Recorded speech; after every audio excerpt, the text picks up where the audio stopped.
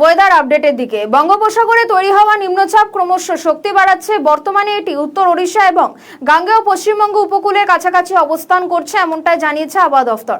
পাশাপাশি আবহাওয়া দফতরের তরফ থেকে ঠিক কি বলা হয়েছে শোনাবো। বর্তমানে একটা নিম্নচাপ তৈরি হয়েছে উত্তর পশ্চিম বঙ্গোপসাগরে।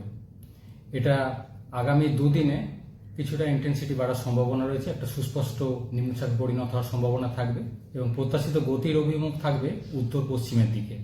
উত্তর উড়িষ্যা এবং দক্ষিণবঙ্গের যেটা দক্ষিণের সাইড দিয়ে উত্তর পশ্চিমের দিকে অগ্রসর হওয়ার সম্ভাবনা থাকছে। ফলে দক্ষিণবঙ্গের জন্য বৃষ্টিপাতের পরিমাণ বেশি থাকবে আগামী 3 দিন, অর্থাৎ 15 থেকে 17 তারিখের মধ্যে। সব থেকে বেশি প্রভাব যেটা ম্যাক্সিমাম যেটা প্রভাব সেটা 16 তারিখে থাকার সম্ভাবনা দক্ষিণবঙ্গের জন্য।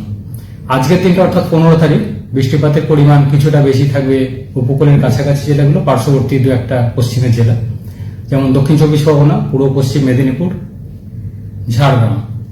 এই জেলাগুলো বৃষ্টিপাত কিছুটা বেশির দিকে থাকবে। দু এক জায়গায় স্থানীয়ভাবে ভারী বৃষ্টির সম্ভাবনা থাকবে এই জেলাগুলো। অন্যান্য জেলাগুলো আজকের দিনটা মেঘলা আকাশ, হালকা থেকে মাঝারি ধরনের বৃষ্টিপাতের সম্ভাবনা। আগামীকাল অর্থাৎ 16 তারিখে বৃষ্টিটা বেশি থাকবে দক্ষিণবঙ্গে। দু এক জায়গায় ভারী থেকে অতি ভারী বৃষ্টিপাতের সম্ভাবনা রয়েছে, বিশেষ করে উপকূলের কাছাকাছি।